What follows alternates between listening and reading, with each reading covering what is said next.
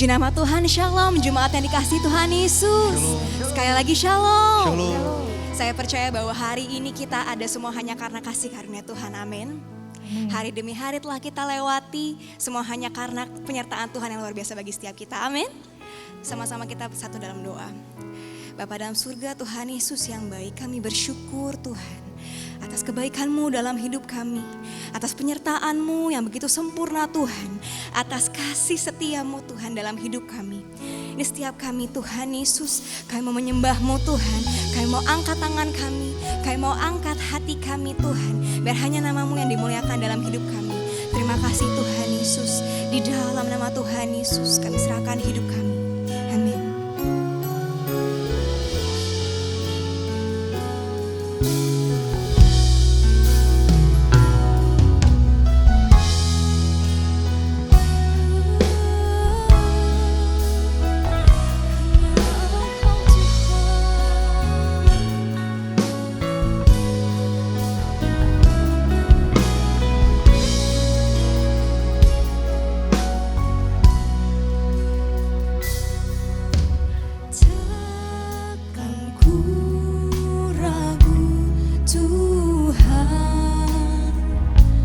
Janji-Mu yang menghidupkanku, hanya padamu Tuhan ku berseru, dan mataku tertuju padamu.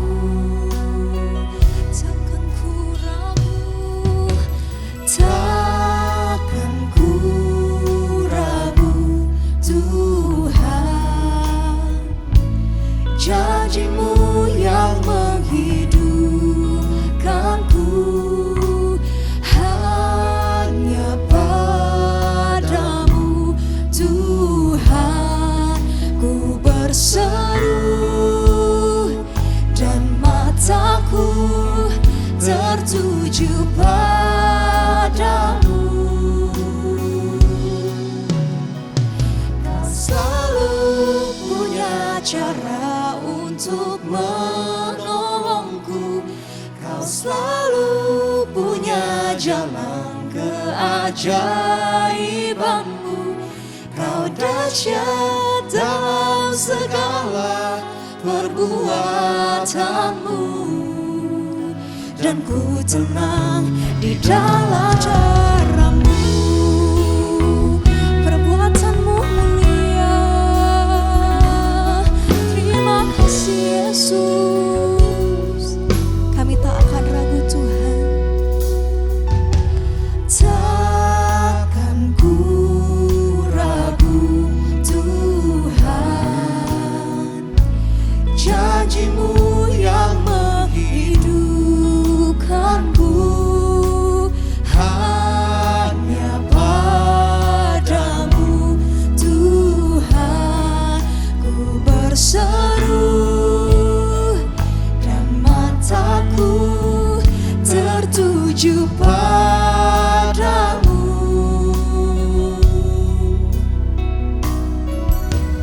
Takkan ku ragu Tuhan, janji-Mu yang menghidupkanku, hanya padamu Tuhan ku berseru, dan mataku tertuju padamu. Kau selalu punya cara untuk menolongku, Kau selalu punya jalan keajaiban-Mu. Kau dahsyat dalam segala perbuatan-Mu, dan ku tenang di dalam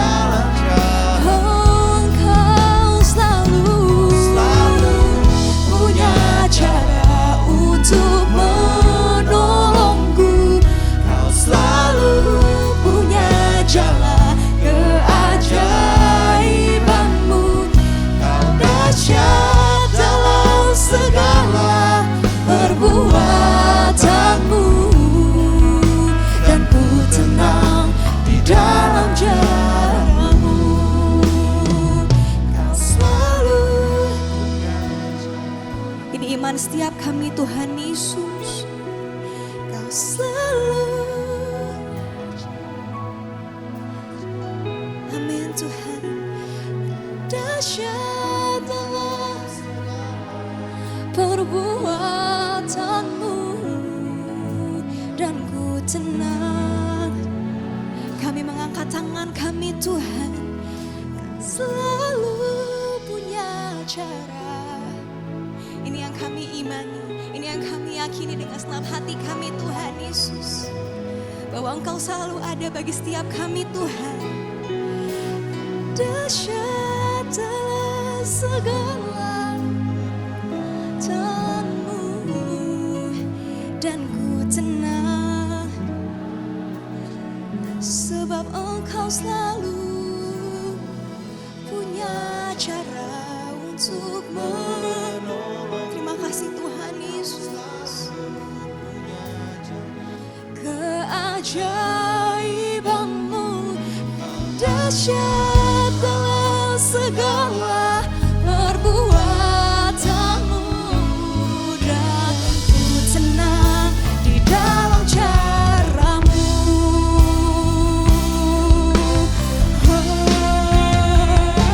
Selalu punya cara untuk menolongku. Kau selalu punya jalan keajaibanmu. Kau dahsyat dalam segala perbuatanmu, dan ku tenang di dalam caramu.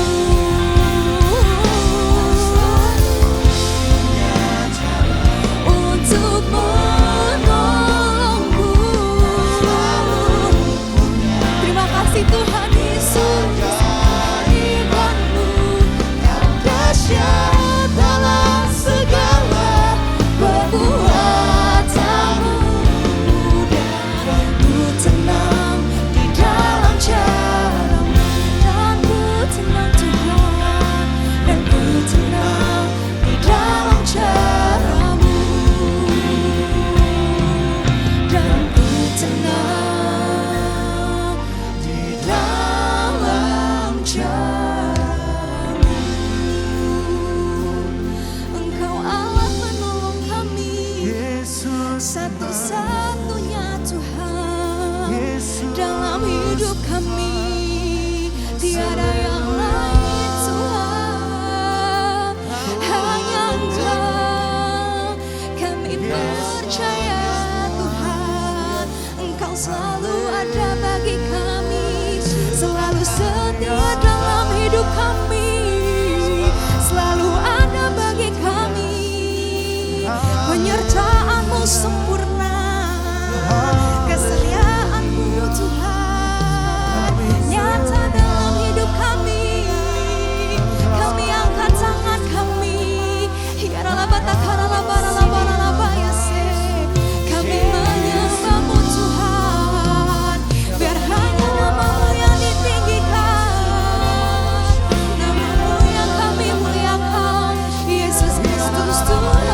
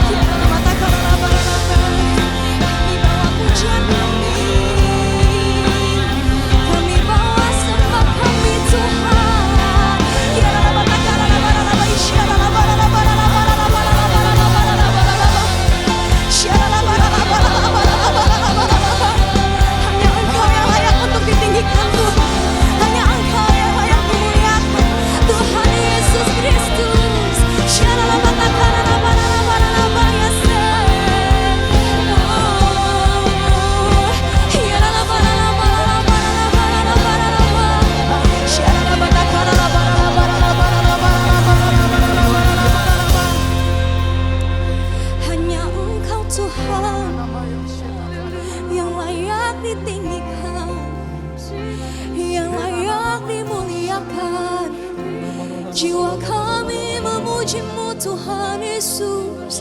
Ya ralaba ya se. Syaralaba.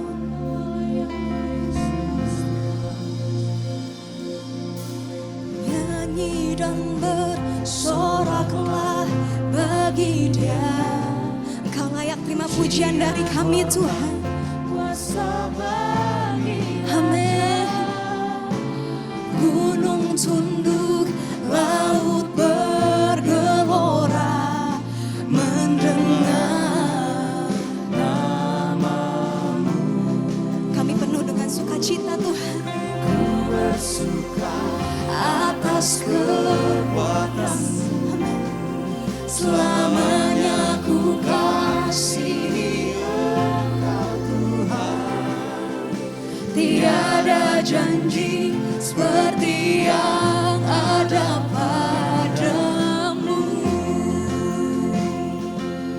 Hanya Engkau Tuhan Yesus. Nyanyi dan bersoraklah bagi Dia. Pujian, hormat, kuasa bagi Raja. Gunung tunduk, laut bergelora, mendengar nama-Mu. Ku bersuka atas perbuatan-Mu, selamanya ku kasihi Engkau Tuhan. Tiada janji seperti yang ada padamu. Mari dengan senang hatimu nyatakan kepada Tuhan Yesus. Nyanyi dan bersoraklah bagi Dia. Pujian, hormat, kuasa bagi Raja. Gunung tunduk, laut bergelora, mendengar nama-Mu. Setiap kami bersuka Tuhan. Ku bersuka atas perbuatan-Mu, selamanya ku kasihi Engkau Tuhan. Tiada janji seperti yang ada padamu. Mari dengan senang hatimu sambil mengangkat tangan kepada Tuhan Yesus, katakan. Nyanyi dan bersoraklah bagi Dia. Pujian, hormat, kuasa bagi Raja. Gunung tunduk, laut bergelora, mendengar nama-Mu. Ku bersuka atas perbuatan-Mu, Selamanya ku kasihi Engkau Tuhan. tiada janji seperti yang ada padamu. Sebab tiada janji seperti Engkau Tuhan Yesus.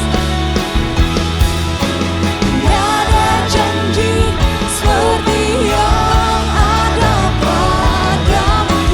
Tiada janji seperti yang tiada janji. Tiada janji seperti yang ada padamu. Beri sorak-sorai yang meriah buat Tuhan Yesus. Haleluya. Ya Rabbi, Sebab Engkaulah yang mempunyai kerajaan dan kuasa dan kemuliaan sampai selama-lamanya.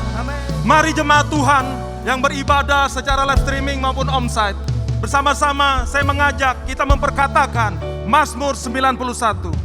Dalam lindungan Allah, orang yang duduk dalam lindungan yang maha tinggi dan bermalam dalam naungan yang maha kuasa akan berkata kepada Tuhan, tempat perlindunganku dan kubu pertahananku, Allahku yang kupercayai. Sungguh dialah yang akan melepaskan engkau dari jerat penangkap burung, dari penyakit sampar yang busuk. Dengan kepaknya ia akan menudungi engkau, di bawah sayapnya engkau akan berlindung. Kesetiaannya ialah perisai dan pagar tembok. Engkau tak usah takut terhadap kedahsyatan malam, terhadap panah yang terbang di waktu siang, terhadap penyakit sampar yang berjalan di dalam gelap, terhadap penyakit menular yang mengamuk di waktu petang. Walau 1.000 orang rebah di sisimu dan 10.000 di sebelah kananmu, tetapi itu tidak akan menimpamu. Engkau hanya menontonnya dengan matamu sendiri dan melihat pembalasan terhadap orang-orang fasik. Sebab Tuhan ialah tempat pelindunganmu, yang maha tinggi telah kau buat tempat perteduhanmu. Malapetaka tidak akan menimpa kamu, dan tulah tidak akan mendekat kepada kemahmu. Sebab malaikat-malaikatnya akan diperintahkannya kepadamu untuk menjaga engkau di segala jalanmu. Mereka akan menatang engkau di atas tangannya, supaya kakimu jangan terantuk kepada batu. Singa dan ular tedung akan kau langkahi. Engkau akan menginjak anak singa dan ular naga. Sungguh hatinya melekat kepadaku, maka aku akan meluputkannya. Aku akan membentenginya, sebab ia mengenal namaku. Bila ia berseru kepadaku, aku akan menjawab. Aku akan menyertai dia dalam kesesakan. Aku akan meluputkannya dan memuliakannya. Dengan panjang umur akan kukenyangkan dia, dan akan kuperlihatkan kepadanya keselamatan daripadaku. Terima kasih ya Tuhan. Ibadah pada hari ini kami bawa dan serahkan dari awal sampai pada akhirnya ke dalam tangan Bapa, Anak dan Roh Kudus, dan di dalam satu nama yang berkuasa, Tuhan Yesus Kristus. Haleluya. Kami bersorak, kami meninggikan Allah kami yang dahsyat, kami membesarkan Allah kami yang luar biasa, sebab kami percaya Tuhan hadir di tengah-tengah kami. Oleh karena itu, biarlah nama Tuhan yang diagungkan. Dalam nama Yesus, sama-sama katakan amin. Boleh yang meriah, jemaat Tuhan. Haleluya. Yang bersuka cita katakan haleluya. Haleluya. Sekali lagi yang bersuka cita katakan haleluya. Haleluya. Sebab saat ini adalah waktu yang sangat tepat untuk menyukakan hati Tuhan. Katakan amin. Mari bersuka cita jemaat Tuhan, sebab Allah melakukan segala perkara yang ajaib dalam hidup kita. Haleluya. Sehati. Sukacitaku penuh dalam Yesus Tuhanku. Anggur baru Tuhan sediakan, rahmat-Nya Dia limpahkan, selalu baru setiap hari. Oh, dalam Yesus ku kan bersuka. Sukacitaku penuh dalam Yesus Tuhanku. Anggur baru Tuhan curahkan, kekuatan Dia limpahkan, selalu baru setiap hari. Oh, dalam Yesus ku kan bersuka. Angkat suaramu dari puji. Puji Dia, tinggikan namanya. Puji Dia, muliakan namanya. Akan selalu bersyukur, sebab Dia pokok pujianku. Ya Yesus, sukacitaku.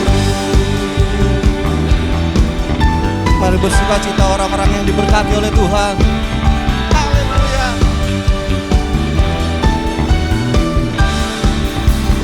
Mari.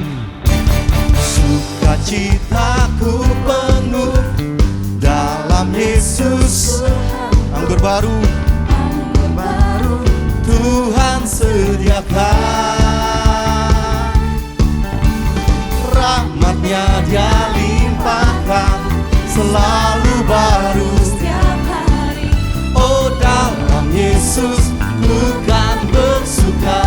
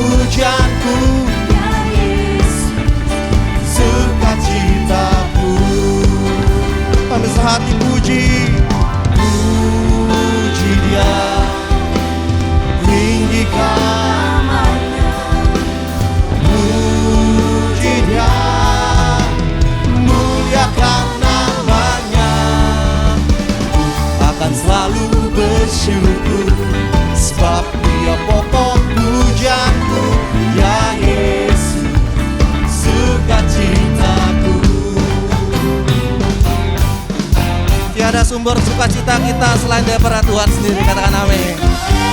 Haleluya. Sebab begitu banyak yang Tuhan sudah buat dalam hidup kita. Oleh karena itu bersukacita di dalam Tuhan. Haleluya.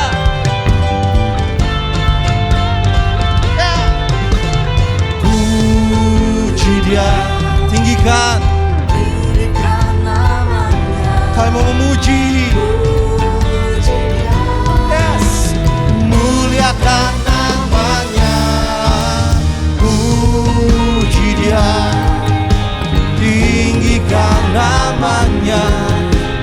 Puji Dia, muliakan namanya. Ini kami. Puji Dia, tinggikan namanya. Puji Dia, muliakan namanya. Akan selalu bersyukur sebab Dia pokok pujaanku. Ya Yesus, sukacitaku. Puji Dia, tinggikan namanya. Puji Dia, muliakan. Akan selalu bersyukur sebab Dia pokok pujaanku. Ya Yesus, sukacitaku. Yesus, ya Yesus, sukacitaku. Ya Yesus, sukacitaku. Mari katakan sukacita sama-sama. Sukacita. Orang yang bersukacita tepuk tangan yang meriah bagi Allah kita. Haleluya. Lebih lagi kepada Tuhan, sebab Dia sumber sukacita. Mari kita puji. Puji Dia, tinggikan, tinggikan namanya.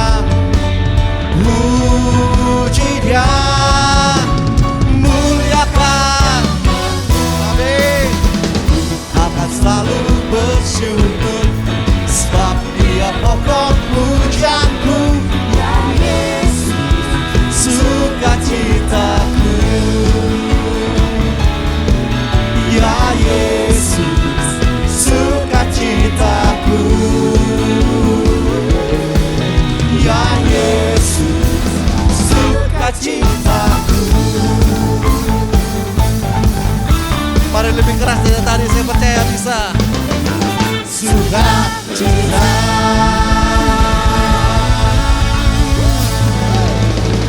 Haleluya. Sumber sukacita kami hanya Engkau Tuhan. Terima kasih untuk kelimpahan yang Tuhan berikan hari ini. Dalam nama Yesus. Amin. Sandul kembali Bapak Ibu. Haleluya. Sumber kami hanya Engkau ya Tuhan. Rawat setiap kami.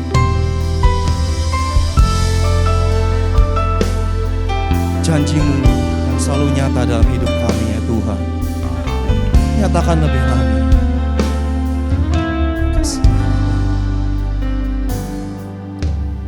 Saat ku tak mampu berharap, kekhawatiran menghimpit jiwaku, kekuatanku datang dari-Mu, memampukanku kembali berharap. Ajarku mengenal hati-Mu, percaya jalan-Mu lah yang terbaik. Di kelemahan kuasa-Mu sempurna. Kau Allah yang tak akan tinggalkan.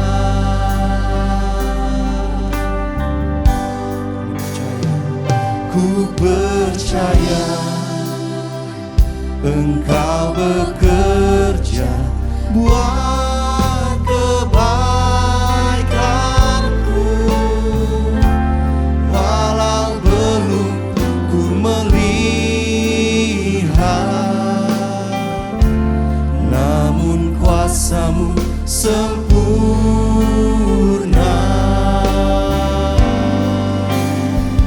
Ku percaya pasti Tuhan bukakan jalanku di waktu-Mu yang terbaik, seturut kehendak-Mu.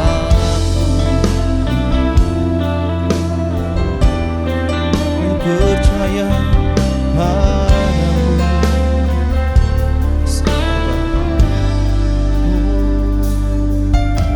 Saat ku tak mampu berharap,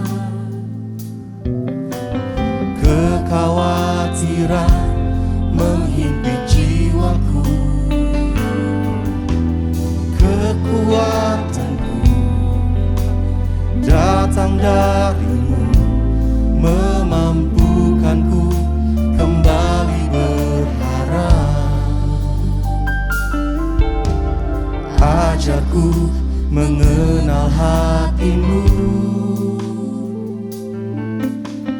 percaya jalan-Mu lah yang terbaik. Di kelemahan kuasa-Mu sempurna. Kau Allah yang tak akan tinggalkan.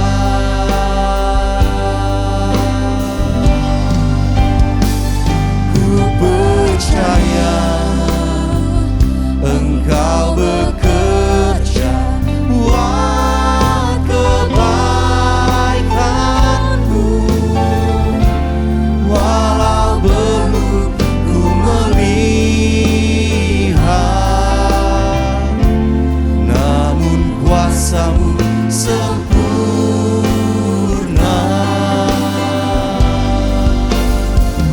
Ku percaya pasti Tuhan bukakan jalanku di waktu-Mu yang terbaik, seturut kehendak-Mu. Aku percaya, ku percaya Engkau bekerja buat kebaikanku, walau belum ku melihat, namun kuasa-Mu sempurna.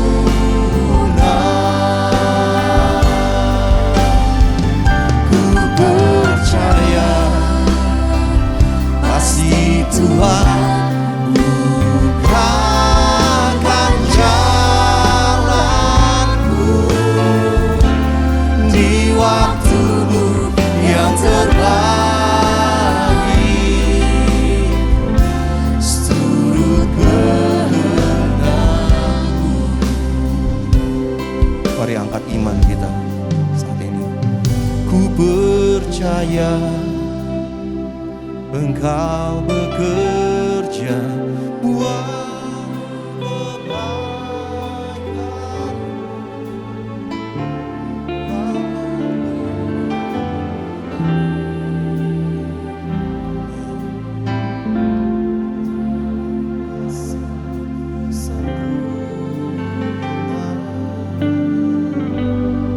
Percaya, ku percaya pasti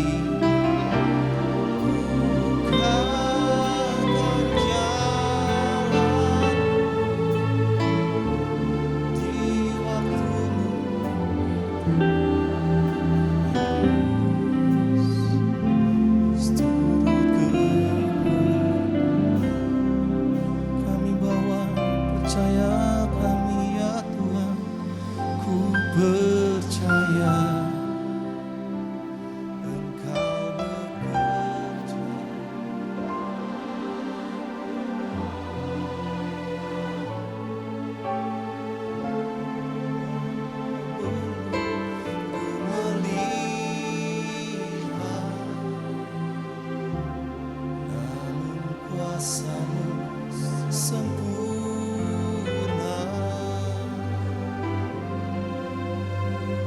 Ku percaya pasti Tuhan bukakan jalanmu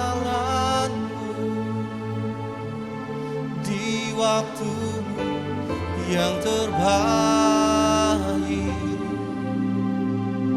seturut kehendak-Mu. Mari angkat iman kita hari ini. Katakan kami percaya Kau terus bekerja.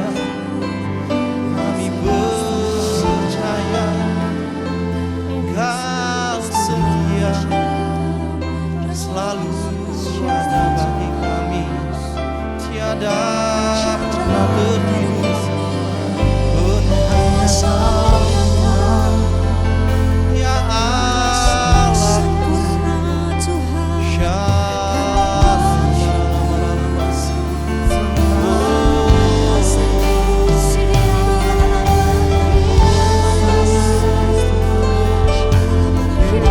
mari angkat terus menyembah-Mu. Kita bangun iman kita saat ini bahwa kita percaya Dia tak pernah tinggalkan. Dialah yang setia, kasih-Nya Tuhan.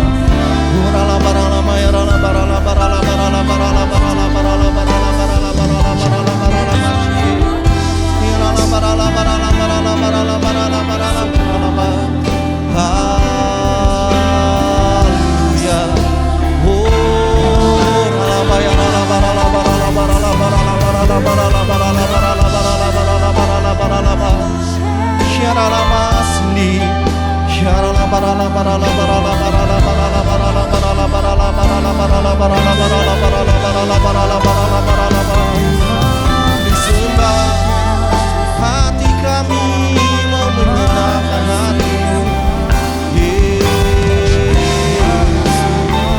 Haleluya.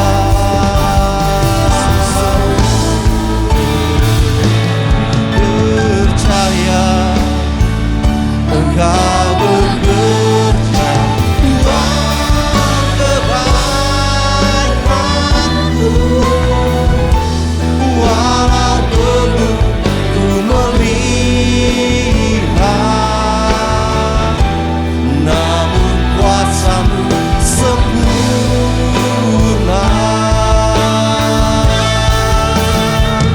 Ku percaya pasti Tuhan bukakan jalanku di waktu-Mu yang terbaik,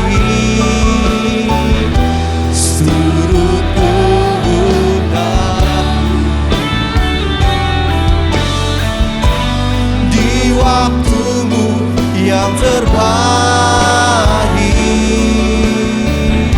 seturut kehendak-Mu. Di waktu-Mu yang terbaik, seturut kehendak-Mu. Ora lama syara namasni, ora lama asyni. Haleluya, haleluya, haleluya.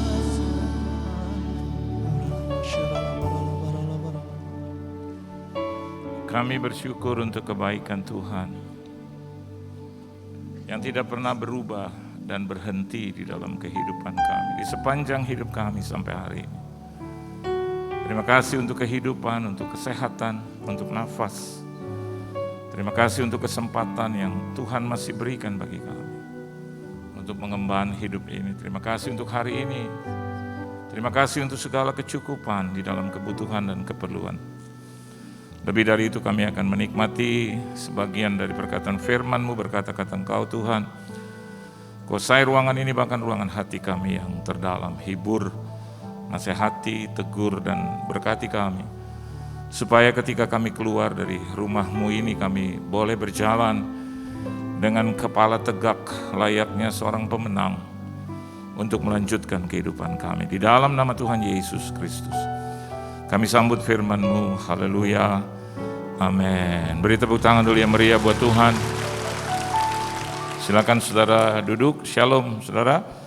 Satu kehormatan bagi saya boleh melayani Tuhan dimanapun saya ditempatkan. Terima kasih buat Tuhan Yesus yang mengundang saya, tuan rumah juga di tempat ini, gembala, sidang koordinator, dan juga seluruh jemaat Tuhan yang dikasihi oleh Tuhan. Saudara bersuka cita, amin.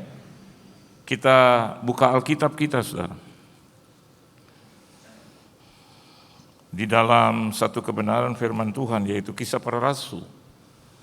Pasalnya yang pertama, ayat yang pertama sampai dengan ayat yang kelima, kita akan baca bersama-sama. Kisah Para Rasul, pasalnya yang pertama, ayat yang pertama sampai dengan ayat yang kelima. Kalau saudara tidak berkeberatan dan sudah menemukannya, kita boleh baca bersama-sama. 1, 2, dan 3. Hai Theophilus, dalam bukuku yang pertama, aku menulis tentang segala sesuatu yang dikerjakan dan diajarkan Yesus sampai pada hari Ia terangkat. Sebelum itu Ia telah memberi perintahnya oleh Roh Kudus kepada rasul-rasul yang dipilihnya. Kepada mereka Ia menunjukkan dirinya setelah penderitaannya selesai, dan dengan banyak tanda Ia membuktikan bahwa Ia hidup. Sebab selama 40 hari Ia berulang-ulang menampakkan diri dan berbicara kepada mereka tentang kerajaan Allah.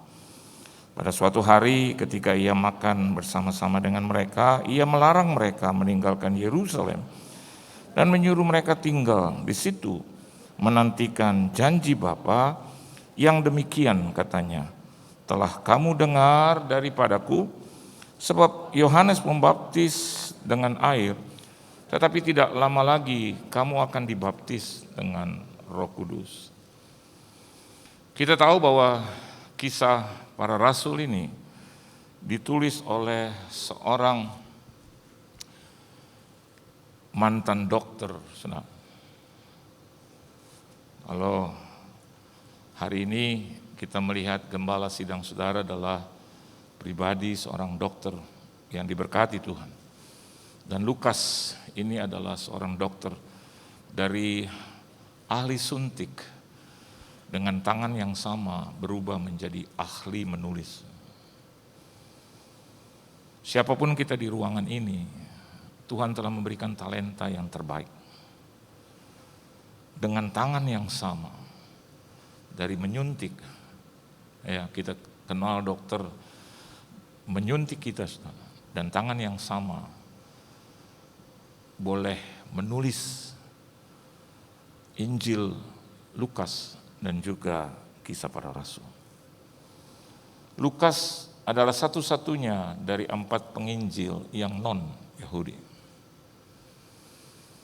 Dia lahir di Antioquia, Turki, Suria, dan dia mati di Yunani. Ada 2 versi tentang kematiannya. Dia meninggal di usia 84 tahun. Banyak penderitaan karena disiksa. Dia adalah pribadi yang seringkali di Kisah Para Rasul, Rasul Paulus katakan sebagai pribadi yang ketiga. Dia seorang yang setia. Dia menuliskan segala sesuatu perjalanannya dengan Rasul Paulus. Bahkan Rasul Paulus katakan, satu-satunya saudaraku, temanku yang menyertai aku sampai hari ini atau sampai saat itu adalah Lukas. Nah, dari sana kita bisa melihat dia pribadi juga yang detail, pribadi yang secara seksama. Even walaupun Lukas itu bukan pribadi yang di dalam 12 murid. Dia bukan ada dalam the circle one, tidak. Tetapi Anda bisa tahu bahwa Lukas ini dipilih sedemikian rupa dengan 2 versi. Yang pertama katakan tradisi mengatakan bahwa Lukas ini dipilih dipanggil dalam bilangan 70 murid-murid Yesus yang berikut atau yang kedua dari 12 murid. Tapi tradisi yang lain mengatakan bahwa dia boleh menjadi Kristen karena Rasul Paulus. Nah, kita tinggalkan itu, kita melihat Kisah Para Rasul pasal yang pertama ayat 1 sampai dengan yang kelima. Apa yang ingin dia sampaikan? Seorang yang jujur, penuh dengan dedikasi.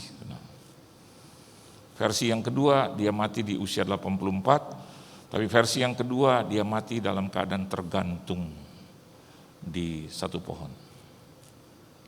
Penuh dengan dedikasi, seorang yang pintar, seorang yang pandai, dan Tuhan pakai dia dengan luar biasa. Nah, dalam tulisannya ini dia mulai dengan kata, "Hai Theophilus." Ada banyak juga terjemahan dan juga pengertian tentang Theophilus, tetapi saya ambil yang komprehensif. Theo itu artinya Tuhan, Phileo itu artinya kasih. Jadi Kisah Para Rasul ini dia ingin sampaikan di bagian yang pertama kepada sahabat-sahabat atau kekasih-kekasih Tuhan. Walaupun dalam versi yang lain Theophilus itu bisa berarti seorang pembesar, pejabat tinggi di Roma, atau seorang pribadi yang memang non-Yahudi yang ingin dimenangkan dan menerima Kristus Yesus. Alkitab katakan di ayat yang pertama, ya, kita bisa melihat dan ayat yang berikut, ya. Kisah Para Rasul pasal yang pertama ayat yang pertama, "Hai Theophilus," artinya hai sahabat Allah di ruangan ini, hai kekasih Tuhan di ruangan ini. Dalam bukuku yang pertama, tentunya Injil Lukas, ya, aku menulis tentang segala sesuatu yang dikerjakan dan diajarkan Yesus pada saat, atau Alkitab katakan di bagian yang kedua, ya, karena itu sedikit terpisah dalam bahasa Indonesia, ya. Di situ dikatakan bahwa sampai dia terangkat ke surga, sampai pada hari ia terangkat. Di sini kita bisa melihat bahwa ternyata Kisah Para Rasul pasal yang pertama ayat yang pertama ini menceritakan tentang segala sesuatu yang dikerjakan dan diajarkan Yesus sampai pada hari ia terangkat. Dan masa ini, masa sekarang, nowadays, hampir mirip. Kita juga akan merayakan kenaikan Tuhan Yesus, bahkan roh yang akan turun, yang seharusnya sudah turun dalam kehidupan kita. Tetapi bagian yang saya ingin bagikan buat saudara adalah tentang segala sesuatu yang dikerjakan dan diajarkan Yesus. Ini bicara tentang bagaimana saya dan Anda harus hidup di dalam kisahnya Tuhan yang unforgettable. The unforgettable story. Lukas ingin menyampaikan kepada Theophilus rohani di ruangan ini, tentang segala sesuatu yang dilakukan dan diajarkan oleh Tuhan Yesus. Don't ever forget that. Hari ini kita bisa melihat di media sosial ada banyak orang dengan mudahnya melupakan itu. Melupakan tentang kasih Tuhan, tentang kebaikan Tuhan, bagaimana dia dipilih, di mana dia dipanggil, bagaimana dia sudah ditentukan. Tapi dia buang itu hak kesulungan hanya karena perkara-perkara sederhana, saudara. Yang harusnya Lukas katakan the unforgettable story. Dalam diri Anda saya yakin dan percaya ada cerita Tuhan di situ. Halo. Ada cerita Tuhan yang Anda tahu persis, yang hanya Anda bisa menceritakannya itu kepada orang lain. Kenapa kita dengan mudah bisa melupakannya, saudara? Hanya karena perkara-perkara remeh-remeh gitu. Enggak kebagian jodoh, Pak, mumpung masih ada nih jodoh, mumpung saya ditawar, Pak.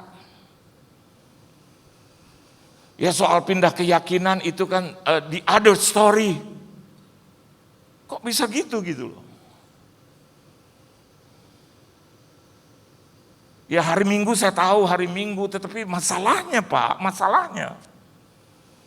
Ini ada urusan yang jauh lebih penting, ada pekerjaan yang jauh lebih penting. Kalau saya tidak hadiri, Pak, maka Peluang saya hilang. Who told you that? Siapa yang berkata demikian? Ada yang jauh lebih penting di dalam kehidupanmu yang Anda tidak boleh melupakannya. Dalam kehidupan saya tidak boleh melupakannya. Bagaimana dengan keselamatan?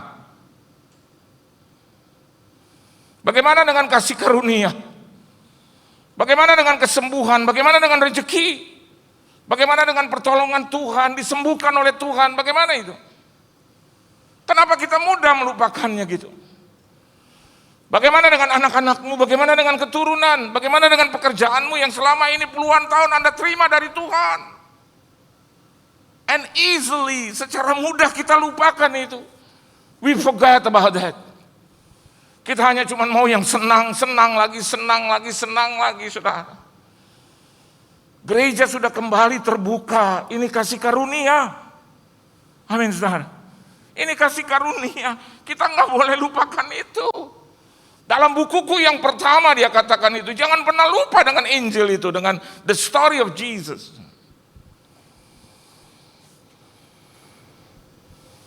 Pak Dedi tadi bersaksi dan bilang, saya baru pulang.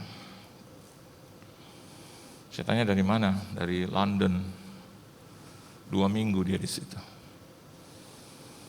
Nah, saya harus antar anak, ada hubungannya dengan anak, ada story di situ.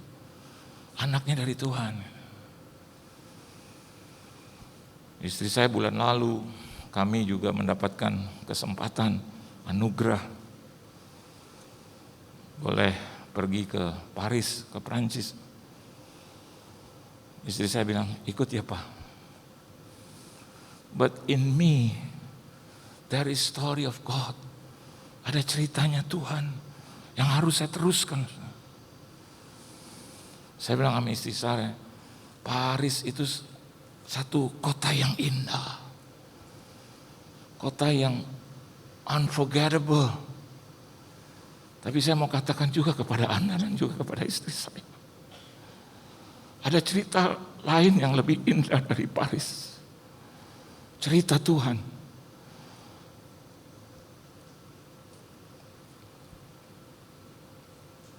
Yang tertulis di sekujur tubuhku. Dan saya bilang, saya jaga gawang aja saya melayani Tuhan. Oh dia bilang iya. Nanti 2 minggu saya pergi ke Paris, saya melupakan tentang kasih, cinta, kebaikan. Saya sedang open the gate. Nah, jadi begitu mudahnya nanti musuh masuk. Saya bilang bagaimana kalau kita bagi 2? Kau tetap menemani teman kita yang pengusaha itu rapat di sana. Sekalian jalan-jalan. Saya di sini melanjutkan jadwal itu. Istri saya pulang dengan selamat. Saya juga ada di Jakarta dalam keadaan selamat. Bukankah itu satu cerita yang indah? Yang seumur hidup saya harus saya pertahankan itu. Bukankah kita sudah ditebus dengan darahnya yang mahal? Amin.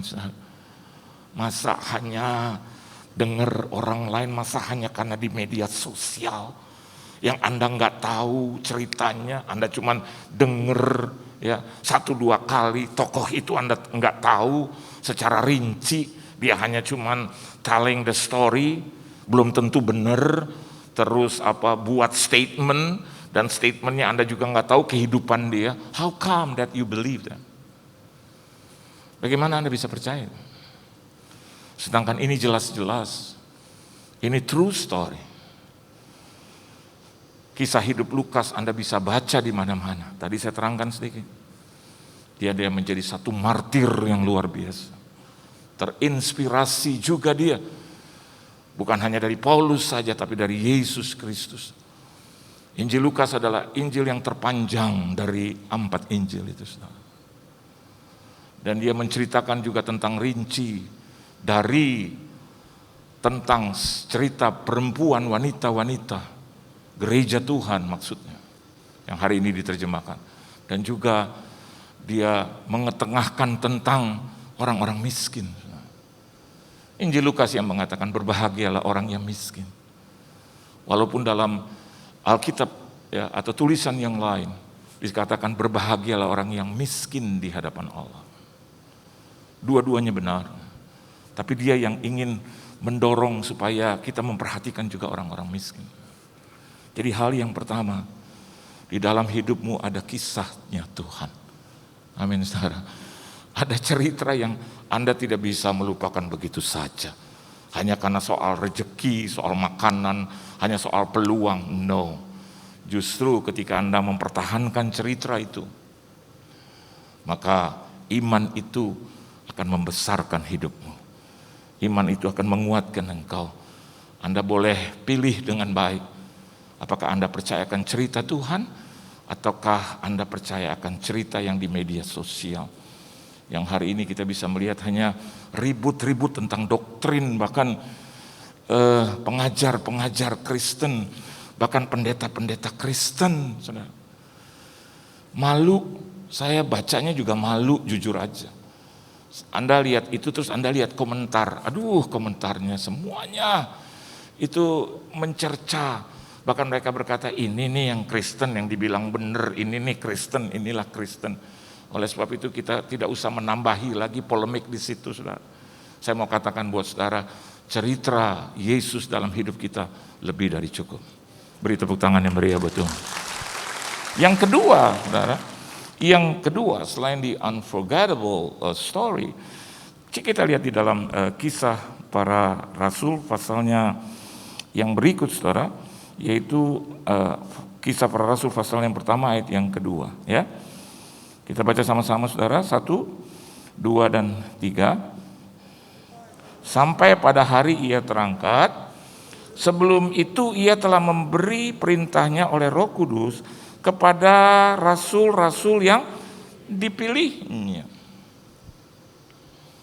Ini menceritakan tentang atau rasul atau Injil Lukas ini ingin memberikan kepada saya dan Anda tentang bagaimana cerita Yesus itu dan ada apa di dalam cerita itu. Alkitab katakan sampai pada hari ia terangkat, sebelum itu ia telah memberi perintahnya oleh Roh Kudus kepada rasul-rasul yang dipilihnya, saudara. Bahkan di ayat yang ketiga katakan kepada mereka ia menunjukkan dirinya setelah penderitaannya selesai. Dan dengan banyak tanda ia membuktikan bahwa ia hidup. Hal yang kedua ini bicara tentang unbelievable deeds. Jadi di dalam Kristus, di dalam kisah Yesus yang diceritakan oleh Lukas, di dalamnya ada tindakan-tindakan yang extraordinary. Unbelief itu bicara tentang tidak percaya, but unbelievable itu diterjemahkan sebagai sesuatu yang luar biasa. Kita tidak boleh lagi terpesona dengan hal-hal yang menurut kita luar biasa. Yesus itu sudah sangat amat luar biasa bagi kita. Halo. Bisa lolos keluar dari COVID-19 dan sekarang terbuka. Saya mau katakan ini sesuatu yang luar biasa, yang kalau bukan karena kuasanya yang sempurna, saya dan Anda tidak akan pernah bisa keluar dari itu. Enggak akan pernah bisa. Tak kurang daripada pejabat dari Bank Indonesia menyatakan, saya tidak harus menyebut nama, bahwa sedang berlangsung krisis itu. Tahukah Anda setelah krisis pandemik itu menyusul krisis keuangan, saudara, krisis pangan. Dan itu sedang dan akan sudah berlangsung. Anda bisa melihat keadaan ekonomi, saudara. Kemarin seorang sahabat saya menginap di rumah saya dan dia ada pelayanan, saudara. Tadi kita pelayanan berbeda di tempat yang berbeda. Dia katakan itu, dia bilang selama 2 tahun saya bingung Pak, saya bingung. Dia seorang gembala sekaligus ketua sinode. Dan dia bilang, dan saya harus percaya karena dia adalah sahabat saya. Dan dalam banyak kesempatan saya mau ngomong pribadi dengan dengan Bapak. Saya mau tanya, Pak, gimana ya? Dia bilang ada penurunan yang drastis. Saya tidak harus sampaikan tentang apa dan Anda tahulah tentang apa itu. Nanti dibilang saya ribut lagi tentang duit lagi gitu. Tapi jujur saja, setelah gereja itu tertutup dan ditutup, saudara, ada penurunan. Ini about a fact. Ini about reality. Dan ini harus disampaikan, harus didengar gitu. Dalam kehidupan saya dan Anda juga ada kenyataan-kenyataan hidup, ada factual event, ada hal-hal yang memang factual, yang memang sungguh terjadi dalam hidup kita. Itu tidak bisa kita kesampingkan. Nggak bisa kita ngomong Roh Kudus, terus Roh Kudus, kasih karunia. Tapi ada banyak hal juga yang menjadi bagian kita yang harus kita lakukan kan. Ada tantangan-tantangan di depan kan Pak, Bu. Yang tiap hari kan harus diselesaikan, harus ditindaklanjuti gitu. Dan bagaimana kita bisa keluar dari hal itu? Kita belajar bagaimana Yesus juga memperkenalkan kepada kita tentang perbuatan-perbuatannya yang ajaib. Halo. Perbuatannya yang tidak bisa dilakukan oleh manusia. Terus kita bilang, iya secara logika Pak, siapa suruh pakai logika? Saya mau katakan buat Anda, kalau lihat pekerjaan Tuhan, lihatlah dengan iman, bukan dengan logika.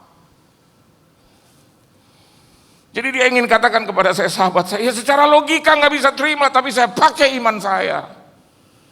Orang yang beriman hanya ada dua di dalamnya, yang pertama ada dasarnya, yang kedua ada buktinya, saudara.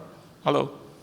Karena iman itu adalah dasar dari segala sesuatu yang yang engkau harapkan, dan bukti dari segala sesuatu yang tidak kau lihat. Jadi iman itu bicara hanya dua hal. Pertama tentang dasarmu apa? Harus Kristus. Buktinya apa? Buktinya adalah tetap Kristus. Di mana logikanya? Aku diajar seperti itu, because the Bible told me so. Anda lihat bagaimana dia sebelum, Alkitab katakan sebelum dia terangkat, bahkan setelah dia menyelesaikan penderitaannya, ada kata sebelum dan ada selesai. Hal yang kedua, Lukas ingin menunjukkan kepada kita bahwa Tuhan yang kita sembah, yang dia tulis, adalah Tuhan yang memiliki mujizat-mujizat dan tindakan-tindakan yang besar. Amin. Jadilah orang yang besar. Halo. Anda boleh berkata, wah saya miskin Pak. Saya mau katakan, miskin itu bicara tentang kondisi. Setuju nggak? Tapi sederhana, itu bicara tentang cara. Bagaimana Anda mau bisa hidup secara sederhana untuk melewati kondisi-kondisi yang saya dan Anda tidak mau terkondisikan seperti itu. Saya kalau menikahkan pasangan, ada kata gini, dalam keadaan suka dan keadaan duka, dalam keadaan kaya dan miskin. Saya menikahkan seorang anak konglomerat, saudara. Waktu General Repetisi, GR, saya hadir di hotel yang super mewah itu, dan saya bacakan itu, dalam keadaan suka dan duka, dan dalam keadaan miskin, kaya maupun miskin. Tiba-tiba saya dihampiri oleh ibunya, ibu dari mempelai wanita. Pak, kami dan anak kami nggak setuju Pak. Nggak setuju apa? Itu kata miskin. Kenapa? Dalam keadaan kaya maupun miskin. Jadi maunya apa? Bilang aja Pak, sederhana. Saya nggak tega lihat anak saya miskin. Saya bilang, tapi ini gereja bilang miskin Bu. Iya kan ini antar kita. Ini kan anak-anak saya Pak, ya. Bapak tinggal sebut aja sederhana. Nah, dari sana saya bisa tahu bahwa memang miskin itu kondisi. Sedangkan sederhana Bu, sederhana itu cara hidup. Ya udah bilang aja sederhana. Akhirnya dia ngomong, bukan saya ngomong. Saya bilang dalam keadaan suka dan duka, dalam keadaan kaya maupun miskin. Dia sebut itu perempuan, dalam keadaan suka dan duka, dan dalam keadaan kaya maupun sederhana. Dia pelototin itu suaminya. Suaminya, iya. Saudara, bukankah tiap-tiap hari kita mengalami mujizat Tuhan? Bukankah tiap-tiap hari kita bisa melihat contoh hidup Yesus yang luar biasa? Alkitab katakan taat sampai mati di kayu salib. Kita disuruh taat aja, ampun sulitnya bukan main. Saya beberapa minggu yang lalu berdebat dengan seorang pengusaha, dan dia katakan, benar Pak, apakah ada catatannya Pak?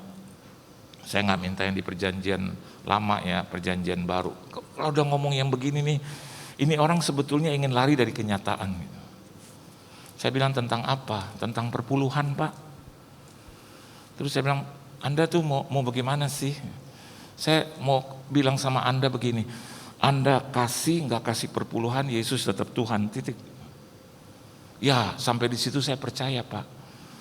Tapi tentang 10% kenapa saudara kita yang lain cuma 2,5%. Gimana ya jawabnya? Saya bilang, kenapa kau harus compare begitu? Ya kalau Bapak nggak bisa jawab, saya pindah yang 2,5% aja. Aduh. Saya bilang, aduh kok balik yang pertama kok. Yesus itu udah super hebat, luar biasa, ada story-story. Engkau dapat ratusan miliar kok. Dengar baik, tambang nih yang sedang diberkati kok, itu dari Tuhan. Engkau nggak harus kasih saya nggak berhak juga terima itu. Walaupun hati saya menginginkannya, saudara. Ya saya harus telling the truth, suruh bawa ke rumah Tuhan. Anda hari ini luar biasa loh. Sekarang kalau kolekte gitu ya saudara, harus sahabat-sahabatnya Tuhan, koordinator hampiri Anda loh. Padahal Alkitab nggak tulis begitu, disuruh bawa. Halo, Anda yang harus serahkan. Tapi karena terkondisikan, mungkin karena COVID juga, saudara nggak mau bersentuhan tangan, ya. Kadang ada QR sekarang gitu ya. Tapi saya mau katakan buat Anda, aslinya naskahnya bilang suruh bawa. Kata bawa itu harus ditaruh. Sudah enak tinggal duduk, masukkan gitu ya. Masih aja tega gitu. Kalau kasihnya pecahannya besar, masih minta kembali. Ya contohnya adik saya dulu, saudara. Ya dia terus terang aja karena dia pulang nggak mau jalan kaki. Dia kasih 50.000, dia tarik 30.000 kembaliannya ya gitu. Dan koordinatornya lihat tadi kasih berapa Pak? 50. Gitu. Yang saya mau katakan buat Anda, ada perbuatan-perbuatan Yesus yang besar yang menolong kita. Dia adalah teladan bagi hidup kita. Amin, saudara. Dan yang ketiga, kita bisa melihat di dalam Kisah Para Rasul pasal yang pertama ayat yang ketiga. Yuk baca sama-sama ya. Unforgettable story. And tadi apa tadi? About unbelievable deeds, satu tindakan-tindakan yang luar biasa ya. Siapa yang bisa lakukan mujizat? Coba berikan kepada saya gitu. Tokoh-tokoh yang lain yang pernah Anda kenal, pernah nggak bisa melakukan mujizat? Contohnya berjalan di atas air. Seorang pendeta di Afrika, dia yakin bahwa dia bisa berjalan di atas sungai. Ya, sampai ratusan jemaatnya nonton itu semua. Akhirnya dia jalan saudara, baru 2-3 langkah ternyata di tengah ada buaya. Mati dia habis, tinggal sepatu yang ngambang. Sehingga akhirnya polisi juga tidak bisa berbuat apa-apa, ya, hanya mengambil sepatunya yang tidak ditelan oleh buaya, sepatunya yang tidak ditelan. Itu kisah nyata itu, saudara. Ya, saya mau katakan buat saudara untuk berjalan di atas air, Yesus pakar dan ahlinya. Dia ingin mempertontonkan kepada kita bahwa anak-anaknya bisa berjalan di atas masalah. Nah, beri tepuk tangan buat Tuhan kita yang hidup. Dan bagian akhir saya mau bacakan buat Anda. Baca sama-sama Kisah Para Rasul pasal yang pertama ayat yang ketiga, karena waktunya saudara. 1, 2, 3. Kepada mereka ia menunjukkan dirinya setelah penderitaannya selesai. Terus, dan dengan banyak tanda ia membuktikan bahwa ia hidup. Terus, sebab selama 40 hari ia berulang-ulang menampakkan diri dan berbicara kepada mereka tentang apa saudara? Sudah penderitaannya selesai. If I were Jesus, kalau saya jadi Yesus, sudahlah langsung ke sorga aja. Benar nggak? Betul nggak? If I were, kan seandainya, were, saya pakai word. If I were Jesus, udahlah, udah dihina, udah dimaki-maki, pakai ditantangin lagi. Waktu dia ada di salib. Kalau kau Tuhan turun, kalau saya jadi Yesus saya turun. Saat saya cekek saya naik lagi. Apa urusannya, saya yang ciptain kok, betul nggak? Tapi dia nggak begitu, dan saya bukan Tuhan. Kalau saya ikuti emosi saya, emang saya nggak bisa dilantik jadi Tuhan. Itu kata-kata yang paling gak enak banget. Orang mau ditebus, betul nggak? Masa yang ditebus ngomong begitu? Kalau Anda punya utang terus saya bilang saya bayarin utang Anda semua, gitu. Ngomong aja gede gitu. Mau ngomong tentang mau tebus utang gua, ya. Sekarang lagi kesusahan seperti itu, ditantangin begitu, tapi Yesus nggak kerjakan itu. Dari sini saya bisa melihat bahwa ada kasih yang tanpa pamrih, unconditional love. Amin, saudara. Hari ini bisakah Anda juga dan saya memiliki kasih kepada Dia tanpa pamrih? Melayani Tuhan tanpa pamrih. Saya, walaupun orang bilang, wah itu pendeta diberkati, tapi jujur sampai detik ini, saya tidak berani bilang I challenge God, tapi I challenge you. Orang-orang bilang, wah Pak Pendeta diberkati, betul karena kasih karunia Tuhan. Saya tapi nggak pernah lihat itu berapa besar saya harus diberi. Anda boleh cek and recheck istri saya. Kalau pelayanan selalu dia bilang, ada banyak orang, Bu, Pak Yohan minta berapa ya? Aduh, kalau tanya hati mau minta banyak. Istri saya bilang begini, terserah Roh Kudus. Akhirnya karena terserah Roh Kudus, ada juga yang kadang nggak kasih, ya nggak apa-apa. Tiket pesawat pulang pergi, nggak dikasih, betul. Begitu saya mau pulang, saya nggak dipanggil, hanya bilang Pak terima kasih untuk pelayanannya di luar daerah loh. Oh iya sama-sama. Saya pesan hotel sendiri karena dia nggak kasih tahu hotelnya di mana. Ya berarti kan saya tanggung sendiri. Begitu pulang Pak terima kasih Pak. Sering-sering pelayanan di sini dalam hati, oh ini yang terakhir. Dan teganya mereka 6 bulan kemudian diundang lagi. Saya datang nggak? Saya datang sama, saya datang. Walaupun di hati lu kurang ajar lu. Gua cuma lihat Yesus. Benar, dia udah begitu baik Pak. Dia baik buat saya. Baik banget ya buat saya. Melebihi dari apa yang saya kenal dan siapapun yang saya kenal, dia baik banget. Waktu tadi teman saya tadi malam cerita itu, saya mau bilang, saya juga mendapatkan cerita itu, bahkan dahsyat. Jadi waktu diundang lagi saya datang, istri saya cuma ngomong, mengingatkan, Pak bukannya ini yang waktu itu hotel yang kau tanggung sendiri? Bukankah dia nggak kasih apa-apa? Terus kenapa? Ya kita uji aja yang kedua kali. Terus ngomong ini, Pak maaf ya waktu itu nggak kasih ya Pak ya. Habis ibu bilang terserah Roh Kudus. Terus dia tanya, Pak sekarang masih terserah Roh Kudus? I challenge nih, Tuhan jadi saya. Iya terserah Roh Kudus. Biar aja nggak apa-apa. Gue nggak diberkati di sini, saya diberkati di tempat lain. Tuhan gitu loh, Tuhan kita yang ajaib. Dan hari ini berdiri di sini dengan kemampuan yang Tuhan berikan. Hidup biasa aja, tapi kalau Anda tanya bagaimana, cukup nggak Pak? Cukup lah. Cukup punya suara, punya tenaga datang ke sini. Betul saudara? Berjumpa dengan Yesus di dalam Anda. Tuhan Yesus memberkati saudara. Haleluya. Kita tunduk kepala, kita berdoa. Kami belajar dari Tuhan. Selamanya kami belajar dari Tuhan.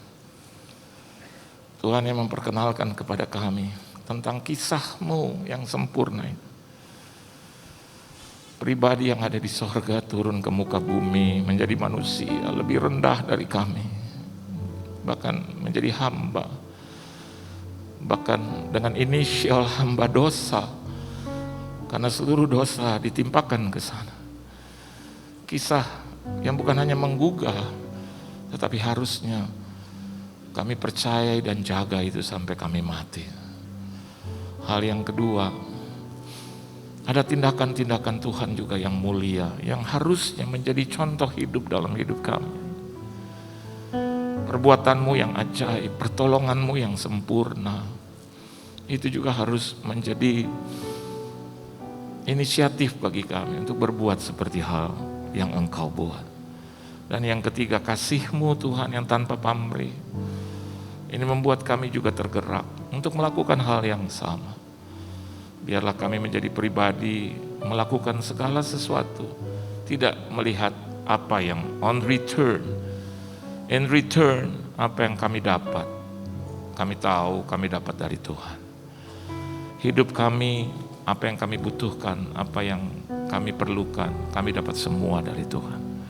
Berkati seluruh jemaat-Mu, keluarga, rumah tangga, bisnis, usaha, mata pencarian, pekerjaan, perusahaan, perekonomian, kesehatan tubuh, jiwa, dan roh mereka, keuangan finansial mereka Tuhan, pelayanan gereja mereka, studi, pendidikan, pergaulan, jodoh mereka, apa saja yang mereka kerjakan boleh diberkati Tuhan.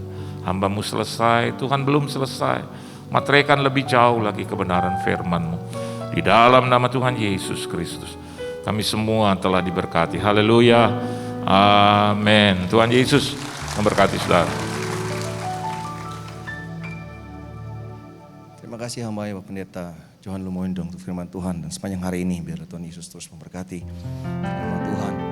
Adakah yang pertama kali beribadah di GBI PRJ Bapak Saudara? Boleh angkat tangannya tinggi-tinggi kalau ada. Kami sama teman-teman yang pertama kali beribadah. Apakah ada? Pada?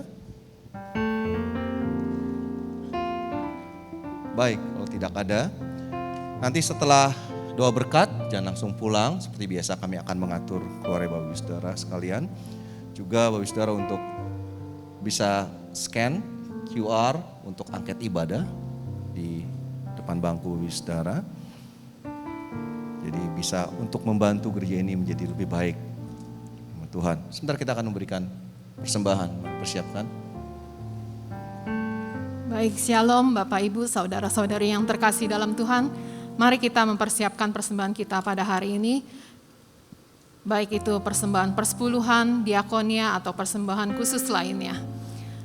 Bagi jemaat yang hadir secara onsite, dapat melakukan scan QR Code persembahan yang terletak di depan kursi Bapak Ibu, atau yang terdapat pada layar mimbar.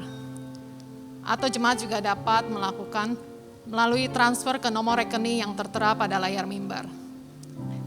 Bagi jemaat yang sudah mempersiapkan amplop persembahan, dapat memasukkan ke kotak persembahan yang ada di pintu keluar pada saat jemaat selesai beribadah. Begitu juga bagi jemaat yang beribadah secara live streaming di rumah-rumah, dapat melakukan scan QR Code yang ada di layar kaca atau juga dapat melakukan melalui transfer. Baik, saya undang Bapak Ibu untuk sama-sama bangkit berdiri dan mempersiapkan persembahan kita.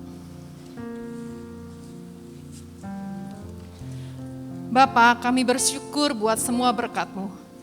Kami membawa persembahan sebagai wujud syukur.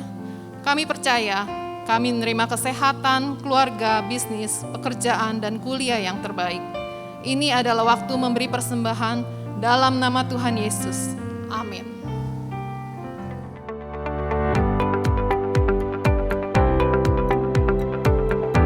Shalom, Gembala dan seluruh pengerja serta jemaat GBI PRJ CK7 mengucapkan terima kasih kepada Bapak Pendeta Johan Lumoindong yang telah memberkati kita semua melalui penyampaian pesan firman Tuhan pada hari ini. Tuhan Yesus memberkati Bapak dan keluarga berlimpah-limpah. Amin. Untuk rangkuman dan slide khotbah dapat dilihat di apps GBI PRJ Group CK7 dengan modul sermon summary ibadah raya. Berikut kami sampaikan beberapa pengumuman. Ibadah Raya Onsite hari Minggu tanggal 22 Mei 2022 pukul 9, 11.30 dan 16.30 waktu Indonesia Barat dilayani oleh Evangelis Indri Pardede. Diinformasikan mulai hari Minggu 15 Mei 2022, ibadah BPA yang telah diadakan secara onsite yaitu ibadah Junior Church pukul 9 dan 11.30 waktu Indonesia Barat di lantai 9, Ruang Kristal 1 dan 2. 316 Youth English Service pukul 9 waktu Indonesia Barat di lantai 9, Ruang Topas. 2 PM Service yang Professionals and Couples pukul 14 waktu Indonesia Barat di lantai 10, Ballroom. Sekian pengumuman hari ini, terima kasih atas perhatian Bapak Ibu sekalian, Tuhan Yesus memberkati. Haleluya, puji Tuhan. Semua diberkati pada hari ini. Mari saya ajak kita semua bangkit berdiri. Sebelum kita tutup ibadah, saya mengajak kita semua memperkatakan apa yang dimaksud dengan Pentakosta ketiga. Pentakosta ketiga, 1. Pentakosta ketiga adalah pencurahan Roh Kudus yang dahsyat di zaman ini, melebihi yang terjadi di Azusa Street. 2. Pentakosta ketiga akan mengakibatkan penuaian jiwa yang terbesar dan yang terakhir sebelum Tuhan Yesus datang kembali. 3. Pentakosta ketiga akan membangkitkan generasi Yeremia, yaitu anak-anak muda yang dipenuhi Roh Kudus, cinta mati-matian kepada Tuhan Yesus, tidak kompromi terhadap dosa, dan akan bergerak untuk memenangkan jiwa. 4. Pentakosta ketiga lahir di Indonesia dan bergerak ke bangsa-bangsa. Gerakan ini dari timur ke barat dan akan kembali ke Yerusalem.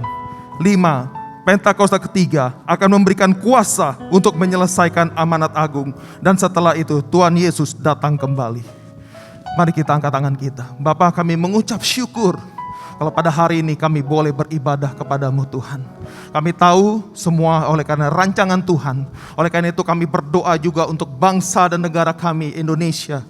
Kami tahu tangan Tuhan yang menopang, bahkan tangan Tuhan juga yang memberkati seluruh pulau kota yang ada di bangsa ini. Kau memberikan keteduhan, keamanan, kerukunan satu dengan yang lainnya Tuhan. Bahkan atas pemerintahan yang ada, dari presiden, wakil presiden kami, Pak Jokowi dan juga Pak Ma'ruf Amin, para menteri, lembaga-lembaga tertinggi dan tinggi negara, dari pusat bahkan sampai ke daerah. Kami berdoa setiap mereka melayani setiap masyarakat yang ada dengan takut akan Tuhan. Mereka datang membawa kedamaian dan kesejahteraan dalam setiap pelayanan mereka atas pemerintahan yang mereka dipercaya Tuhan.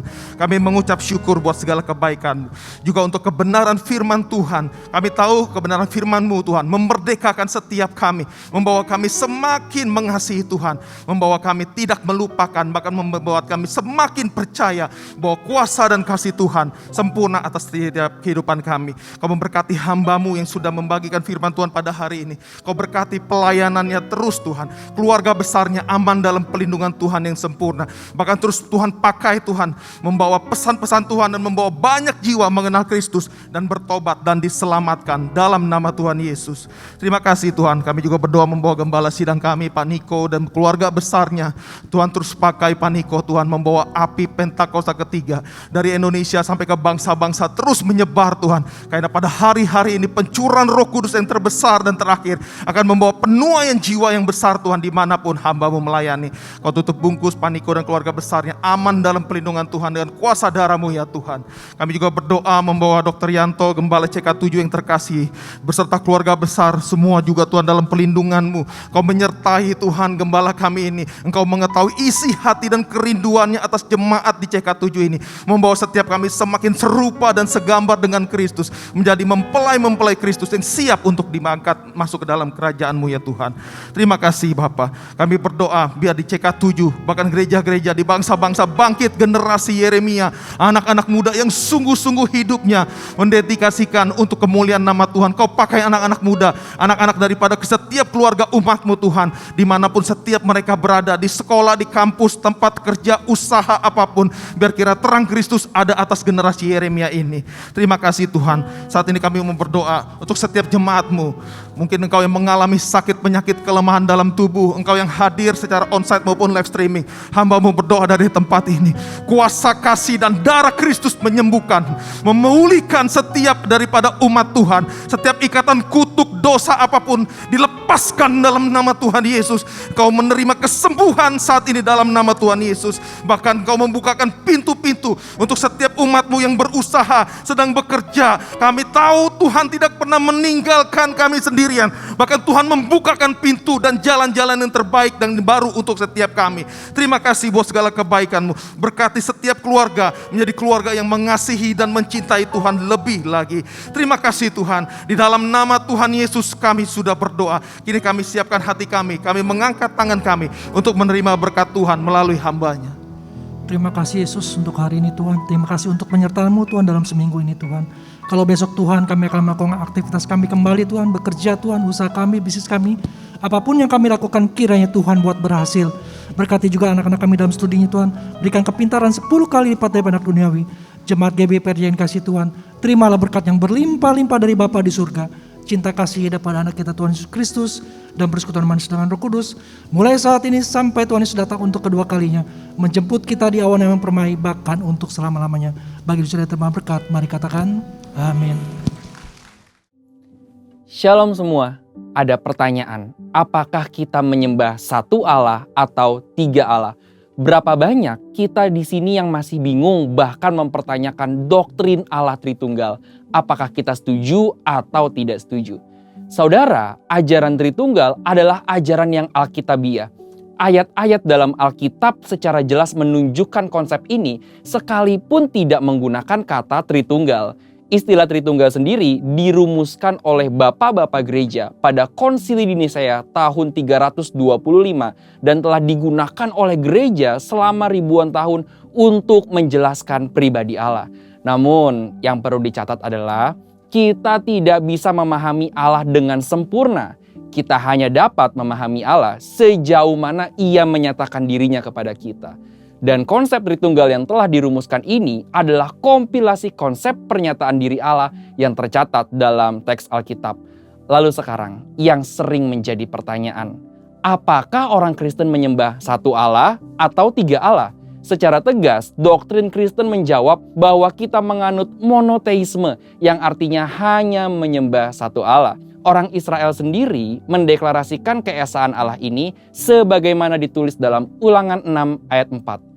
Dengarlah hai orang Israel, Tuhan itu Allah kita, Tuhan itu Esa. Kata Esa menunjukkan tunggal atau satu. Deklarasi ini kemudian dikonfirmasi oleh ayat-ayat dalam Perjanjian Baru. Namun di lain pihak, kata Elohim justru bersifat jamak. Perjanjian Baru juga menyebutkan bahwa ada 3 pribadi Allah, yaitu Bapa, Anak, dan Roh Kudus. Sebagai contoh adalah peristiwa ketika Yesus dibaptis. Dalam peristiwa tersebut terlihat ada pemisahan yang jelas, yaitu Yesus sebagai anak yang dibaptis, Bapa berbicara dari sorga, dan Roh Kudus turun seperti burung merpati ke atas Yesus. Tentu pemahaman kekristenan ini adalah suatu pemahaman yang unik dan sulit dicerna. Maka istilah Tritunggal menjadi jawaban dari permasalahan ini. Kita menyembah satu Allah, yaitu Bapa, Anak, dan Roh Kudus, ketiganya yang Esa. Pengertian Tritunggal sendiri berarti Allah itu Esa dan memiliki 3 pribadi yang sama kekal dan sederajat, sama dalam hakikat tetapi beda dalam pribadinya. Satu hakikat, 3 pribadi. Jadi Bapa adalah Allah, Anak adalah Allah, dan Roh Kudus adalah Allah. Tidak ada 3 Allah, melainkan satu Allah. Doktrin Tritunggal ini telah disepakati dan digunakan oleh seluruh aliran Kristen arus utama seperti Pentakosta, Protestan, Katolik, dan lain-lain. Sehingga dapat menjadi alat ukur apakah sebuah gereja menggunakan doktrin yang benar atau tidak. Adapun dalam sejarah pernah ada beberapa pemahaman yang salah terkait doktrin Tritunggal. GBI sendiri lewat pengakuan iman, pengajaran dasar, dan tata gereja GBI secara jelas menganut pemahaman Tritunggal, yaitu satu hakikat, 3 pribadi. Ketiga pribadi Allah dalam Allah Tritunggal sendiri juga memiliki peran yang spesifik.